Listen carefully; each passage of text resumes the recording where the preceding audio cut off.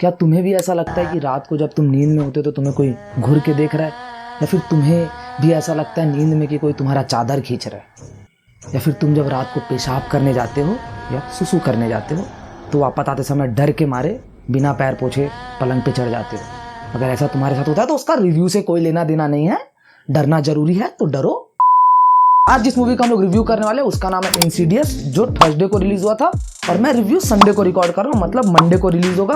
और क्यों? क्योंकि मैं कॉर्पोरेट में घस रहा था, तुम लोगों को पता है, फिर भी तुम लोग सब्सक्राइब नहीं करते। इंसीडियस के इससे पहले 4 पार्ट्स आ चुके हैं, जिसमें से पहले 2 पार्ट्स थे वो थोड़े ज्यादा अच्छे थे, और जो पहला पार्ट था स्पेशली उसे कई सारे लोग ये कहते हैं कि वो एक्सोर्सिस्ट हॉलीवुड की जो 1973 में आई थी उसके बाद सबसे अच्छी मूवी अगर कोई आई थी तो वो इंसीडियस ही थी। और उसके पीछे का रीजन भी मैं तुम लोग को बता दूं कि उसको डायरेक्ट किए थे जेम्स वॉन, और जेम्स वॉन के नाम से अगर तुम लोगों को कुछ याद नहीं आता तो मैं बता दूं ये वही इंसान है जिसने इंसीडियस 1 और 2 के साथ साथ कॉन्जरिंग 1 और कॉन्जरिंग 2 भी बनाया। और मतलब पिछले 10 साल से भाई सिर्फ डराने का काम कर रहे हैं और इनको भूत दिखाना बहुत अच्छे से आता है। लेकिन इस मूवी या फिर ये 5th इंस्टॉलमेंट के साथ कहानी थोड़ा अलग है, क्योंकि इसको डायरेक्ट किए हैं पैट्रिक विल्सन, और पैट्रिक विल्सन वही इंसान है जो इस मूवी में जॉश का रोल प्ले कर रहे हैं, जो इंसीडियस 1 और 2 में भी जॉश का रोल प्ले किए थे। वो डेल्टन जो जॉश के बेटे का रोल प्ले कर रहे हैं, वो आज से 10 साल पहले जो इंसीडियस 1 और 2 आई थी उसमें भी वही रोल प्ले कर रहे थे। मतलब ये मूवी की एक और अच्छी बात मुझे लगी कि सेम कैरेक्टर्स को वापस से कास्ट किए हैं फ्यूनरल से, जहां पर जॉश की मम्मी का डेथ हो चुका है। और उसी सीन में हम लोगों को ये भी समझ में आता है कि परिवार में लोगों का आपस में बन नहीं रहा है। मतलब जॉश का अपनी वाइफ के साथ डिवोर्स हो चुका है,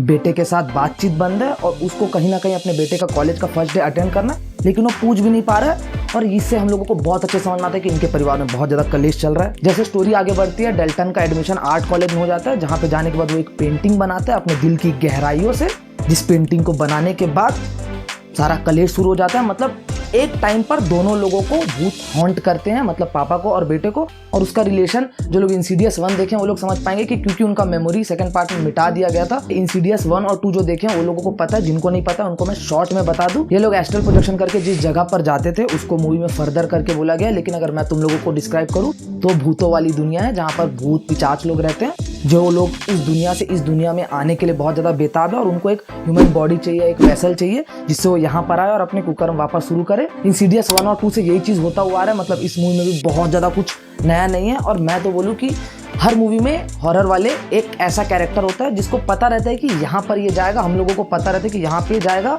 तो कुछ बहुत बुरा होने वाला है, लेकिन फिर भी वो लोग जाते हैं जानबूझ के, क्योंकि स्टोरी को आगे बढ़ाना होता है। और इस मूवी में भी डेल्टन वही गलती करता है, और यही एकमात्र कंप्लेंट नहीं है मेरा मूवी से। मूवी का जिस प्रकार से क्लाइमैक्स लिखा गया है या फिर जिस हिसाब से क्लाइमैक्स को बनाए हैं ये लोग, मुझे बहुत ज़्यादा अच्छा नहीं लगा, या फिर मैं इन शॉर्ट बोलूँ तो मुझे बहुत बेकार लगा। उसका रीज़न ये है कि थोड़ा मेहनत करना था ये लोगों को। अगर तुम लोग जब एंडिंग देखोगे तो तुम लोग को समझ में आएगा कि भाई हमारे हॉरर मूवीज में पूरी की पूरी हनुमान चालीसा पढ़ी जाती है, कुश्तियां होती हैं भूत के साथ, यहाँ पर एकदम सस्ते तरीके से निपटा दिए थे। और अगर मैं बताऊंगा तुम लोगों को तो स्पॉइल हो जाएगा, इसीलिए मैं बोल रहा हूँ कि अगर मैं हॉरर मूवीज का लिस्ट बनाऊं मेरे लाइफ में जो मैं देखा हूं तो ये मूवी उस टॉप 10 लिस्ट में या टॉप 20 लिस्ट में भी नहीं आएगी।